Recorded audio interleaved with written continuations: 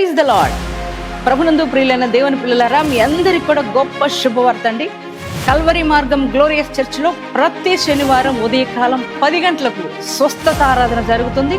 మరి స్వస్థత విడుదల పరిచర్య ఎంతో అద్భుతంగా పరిశుద్ధాత్మ దేవుడు జరిగిస్తూ వస్తున్నారు.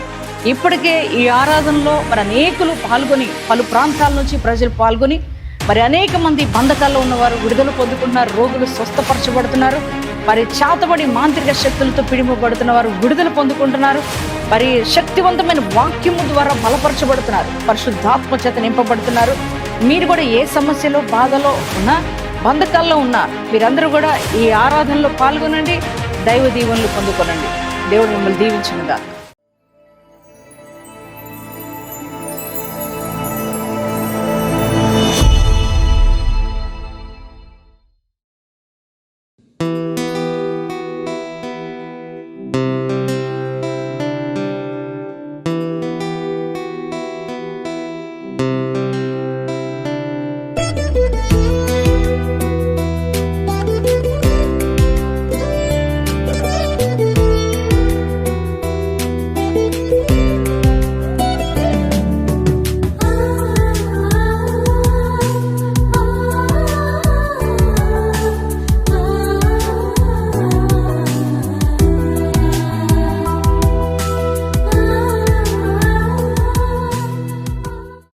Praise the lord. యేసుతో ప్రతిదినం అనే ఆధ్యాత్మిక కార్యక్రమానికి మిమ్మల్ని ప్రేమతో ఆహ్వానిస్తూ మీ అందరికీ నా హృదయపూర్వక వందనాలు తెలియజేస్తున్నాను. దేవుని పిల్లలారా, మరి ఉదయమే లేవగానే దేవుని మాటలు వినడం మనకెంతో ఆశీర్వాదకరం కదండి.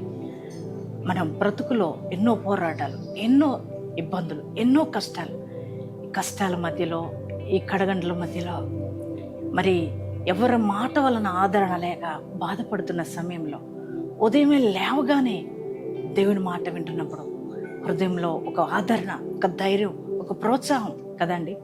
మరి ఈ వాగ్దానాల ద్వారా దేవుడు మనల్ని ఎంతగానో ప్రోత్సాహపరుస్తున్నారు కదా. మరి ఈ దినం కూడా దేవుడు ఒక శ్రేష్టమైన వాగ్దానాన్ని మనకిచ్చున్నారు. ఆ వాగ్దానం ఏమిటో చదువుకుందామా? ఆదికాండము 26వ అధ్యాయము 3వ వచనాన్ని చదువుకుందాం. నేను నీకు తోడయుండి నిన్ను ఆశీర్వదించేదను. ప్రైజ్ ద లార్డ్ అండి. ఎంత చక్కటి మాట మరి మాట్లాడుతున్నాడు ప్రభు. ఈ వాగ్దానం ఇస్సాకుకి దేవుడు అనుగ్రహిస్తున్నారు. మరి ఇస్సాకుతో దేవుడు మాట్లాడుతున్నారు. అబ్రహాము మరణించిన దినాలలో ఇస్సాకు ఒంటరైపోయిన పరిస్థితుల్లో, ఒక ధైర్యాన్ని కోల్పోతున్న పరిస్థితుల్లో, ఎవరి తోడు లేదే అని బాధపడుతున్న ఆ యొక్క పరిస్థితుల్లో ఇస్సాకుతో దేవుడు మాట్లాడుతున్నాడు. ఇస్సాకు, నువ్వు భయపడకు, దిగులు పడకు, మీ నాన్నగారు లేరని భయపడొద్దు, నీ తండ్రి లేడని దిగులు చెందబాకు, నేను నీకు తోడుగా ఉంటా, నీకు తోడుగా ఉండి నేను నిన్ను ఆశీర్వదిస్తాను అని ఇస్సాకుకు దేవుడు వాగ్దానం ఇచ్చాడు. వాగ్దానం ఇచ్చి ఇస్సాకు పరాయి దేశంలో ఉన్నప్పటికీ కూడా ఇస్సాకుకు తోడై ఉండి ఆ గెరారు ప్రాంతంలో మరి ఇస్సాకును 100 ఆశీర్వదించాడు. దేవుడు ఏ మాట చెప్పారో ఆ మాటను నెరవేర్చే దేవుడై ఉన్నాడు. మరి ఎవరు లేరని బాధపడుతున్న సమయంలో దేవుడే ఇస్సాకుకు తోడై ఉండి ఆయన్ని ఆశీర్వదించాడు. మాట ఇస్తే తప్పనివాడు కదా దేవుడు. మరి అదే దేవుడి ఉదయకాలం నీతో కూడా మాట్లాడుతున్నాడు. ఎవరు తోడలేరని బాధపడుతున్నావా? ఈ సమస్యలు ఎలా తీర్చబడతాయి, ఈ అప్పులు ఎలా తీరుతాయి, ఈ యొక్క ఆర్థిక పోరాటాలు, ఈ కష్టాలు, ఈ నష్టాలు, శోధనల సమయంలో నాకు ఎవ్వరు తోడలేరే, మన జీవితంలో ఆశీర్వాదం లేదని బాధపడుతున్నావు కదా. నీతో కూడా దేవుడు మాట్లాడుతున్నారు.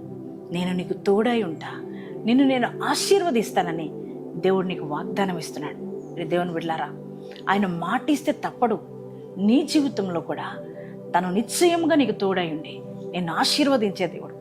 వ్యక్తిగతంగా, ఆర్థికంగా, ఆత్మికంగా, కుటుంబ పరంగా, బిడ్డల పరంగా, వ్యాపార రీత్యా, మరి నీ చేతి పనుల రీత్యా, అలాగే మీ జాబ్స్ విషయంలో, అన్ని విషయాల్లో దేవుడు నిన్ను ఆశీర్వదిస్తానన్నాడు. ఎలా అంట? నీకు తోడై ఉండి నిన్ను ఆశీర్వదిస్తానని దేవుడు మాట్లాడుతున్నాడు. ఇంకా భయపడద్దు, ఇంకా దిగులెందుకు, ఇంకా కృంగుదలెందుకు?